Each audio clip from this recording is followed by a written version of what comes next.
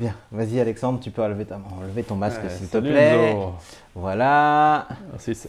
Alors, nous respectons les règles et les normes sanitaires comme vous l'avez compris. Bienvenue, mesdames, mesdemoiselles, messieurs.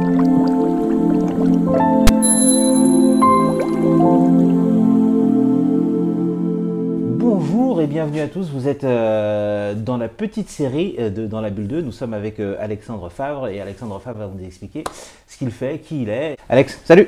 Salut Enzo. Ça va? Et toi? Bah écoute, je suis content de t'avoir. Tu as fondé un cercle. De quoi s'agit-il? Qu'est-ce que c'est que ce cercle?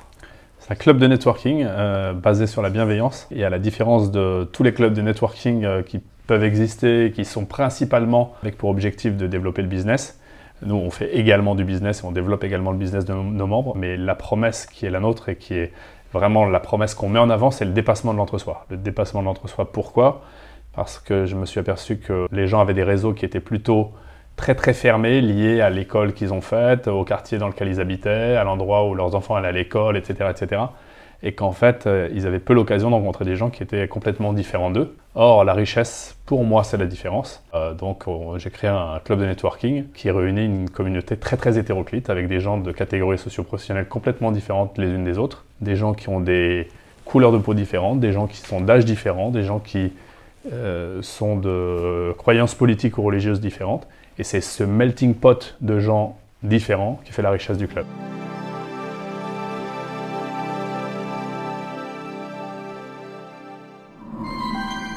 Comment tu fais? Comment est-ce que tu les sélectionnes, ces gens? Ces gens arrivent principalement grâce à nos membres, puisqu'il faut avoir un parrain pour rentrer chez nous. Et plus on a de membres et plus on a de personnes qui deviennent parrains et donc qui parlent autour d'eux de l'expérience qu'ils vivent. Et c'est ces personnes qui incitent leur entourage. Donc c'est une cooptation en fait. C'est une cooptation, exactement. Okay. Et si on n'a pas de parrain, évidemment, c'est pas fermé. Alors c'est ça la question. Exactement. Si on n'a pas de parrain, s'il n'y a pas de parrain, il suffit de contacter l'entreprise. On a une discussion avec la personne, on lui explique bien ce qu'est le CGBB, et puis on lui demande de se présenter, de lui dire pour quelles raisons elle a envie de nous rejoindre.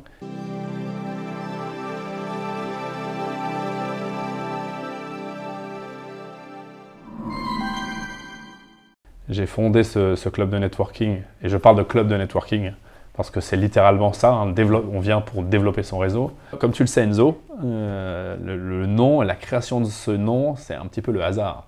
J'ai deux personnes de mon entourage qui me disent « tu as un réseau très hétéroclite, tu connais beaucoup de monde, tu as un peu de temps, organise quelque chose pour nous mettre en relation et nous connecter avec des personnes qu'on ne côtoie pas. Pour m'amuser par pur plaisir, j'organise un dîner et je convie des belles personnes de mon entourage. Et sans brainstormer sur le nom, j'appelle le dîner « Dîner des gens bien et bienveillants ». Le premier dîner a eu un succès fabuleux, le deuxième encore davantage.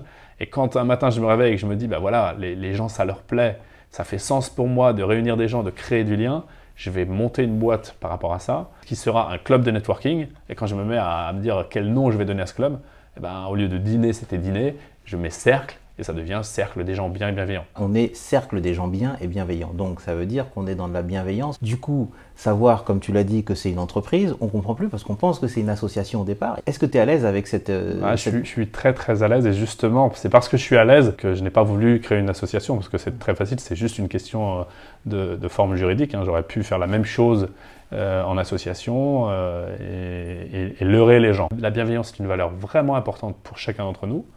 Et moi, je tiens absolument à ce que les gens qui nous rejoignent aient cette conscience que la bienveillance aujourd'hui est quelque chose d'important, de fondamental. Ma mission, c'est la création de liens. Je permets à des gens qui n'auraient pas l'occasion de se rencontrer parce qu'ils ne sont pas issus des mêmes réseaux, de se rencontrer. Comment je le fais? Je le fais via un programme événementiel très riche.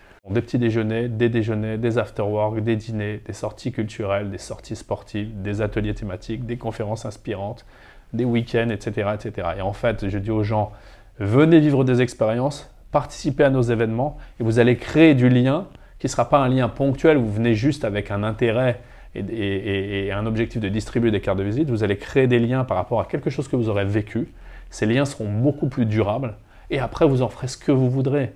C'est-à-dire que comme toutes les communautés, quand vous mettez des gens ensemble, il y a des amitiés qui se créent, il y a des histoires d'amour qui se créent, il y a du business qui se fait, etc. etc. Et donc, c'est en ça qu'on est un club de networking différent des autres. L'objectif, quand on nous rejoint, c'est pas, ça ne doit pas être « je veux trouver des clients » ou « je veux développer mon business » ou « je veux chercher un job » ou « je veux trouver l'amour ». J'ai envie de rencontrer des gens qui ont des parcours de vie différents du mien et après, j'y ferai ce que la vie me proposera. Mais évidemment que le réseau étant très, très hétéroclite, avec des médecins, des avocats, des notaires, des maîtresses, des infirmières, des CEO de très grosses boîtes, des journalistes, des artistes, etc., que si on crée du lien, on est en confiance avec quelqu'un, tu as besoin d'un informaticien pour ta boîte, tu as besoin de quelqu'un pour faire ton logo, tu as besoin d'un avocat pour tes CGV, tu as besoin d'un notaire pour faire ton achat immobilier. 100% de nos membres sont dans un annuaire auquel n'ont accès que les membres du CGVB et les gens se servent énormément de cet annuaire parce qu'il est très riche. Donc en fait, seulement dans ma cotisation que je paye, j'ai cette ouverture à tout ce monde-là. Exactement. On a des membres dans le monde entier, à part en Océanie. On a des membres aux États-Unis, on a des membres partout en Europe, on a des membres en Afrique. Qu'est-ce qui se passe? Et l'Australie, là, on s'y met? Et donc, ça peut faire des connexions incroyables. On a même des membres en Afrique et une membre qui est à Bamako et qui fait tous les dimanches les cours de yoga avec nous de Bamako. Quand nous, on a froid ici, elle a 35 degrés et elle fait son yoga avec 35 degrés.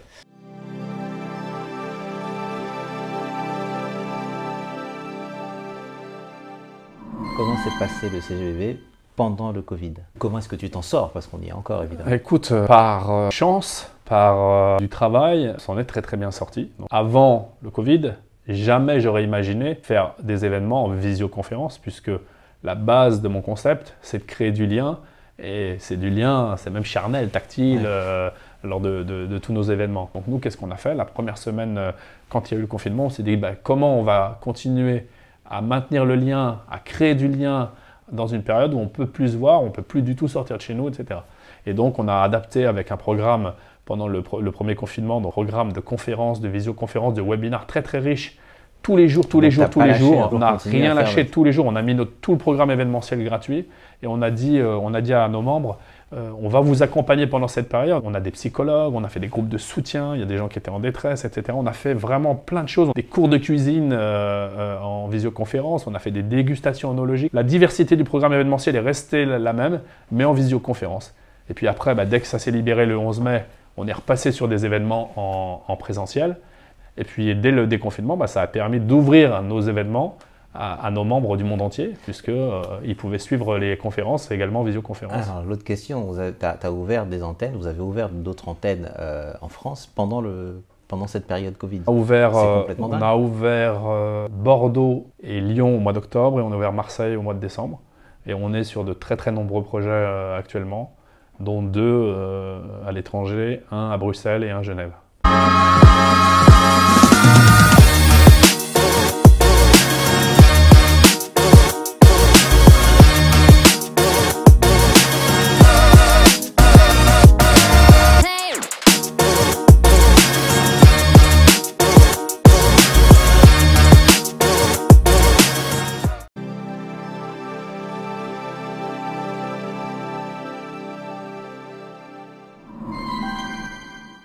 Comment est-ce que tu vois les choses, l'after-Covid, dans ton domaine d'activité? Comment ça se passe?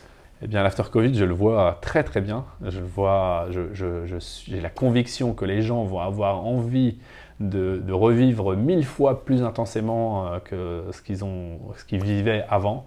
Et donc, pour un club de networking basé sur la rencontre, sur la création de liens, sur la relation, l'expérience, je vois un après-Covid vraiment exceptionnel avec des événements où les gens pas se battront pour y aller, mais on aura énormément de monde.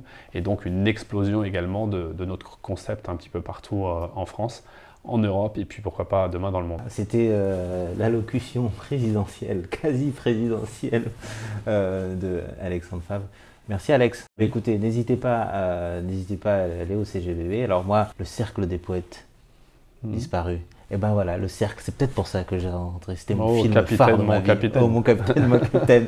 Alors au Captain, my captain, à bientôt. C'était Alexandre Favre, dans la bulle d'Alexandre Favre, notre petite série d'interviews.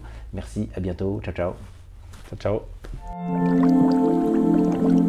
ciao.